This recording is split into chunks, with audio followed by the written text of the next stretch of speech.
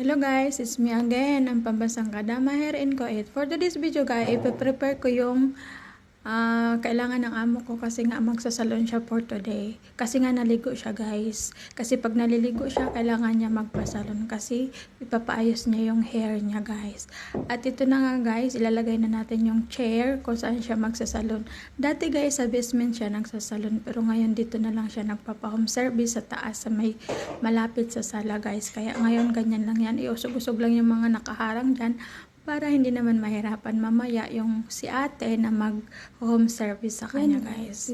At ito na, charan, tapos na guys, naiayos ko na at hinihintay ko na lang na dumating yung mag-home service kasi sa kanya. Kasi sabi niya, mga 12:30 daw ay darating na sila. At ayan, naka-ready na siya kasi nga, kailangan ready para pagbaba niya ay uupo na lang siya dyan guys. Ganyan lang yung trabaho ko dito guys. Mag-prepare lang ng mga kailangan nila.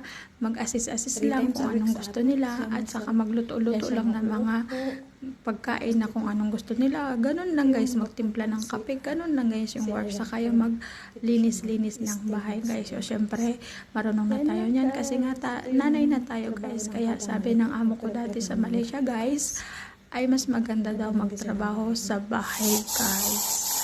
At ito na nga guys, pagkatapos ko siyang i-arrange or ayusin, nilagyan ko siya ng air spray para hindi naman nakakahiya sa magsasalo na medyo fresh naman yung amoy ng aming bahay guys.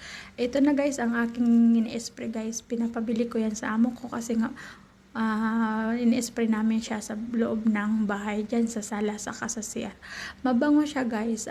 Jasmine yung scent niya guys. Kaya napakabango niya pag in-spray mo siya kung gusto saan mo siya i-spray. Ngayon in-sprayhan ko siya dito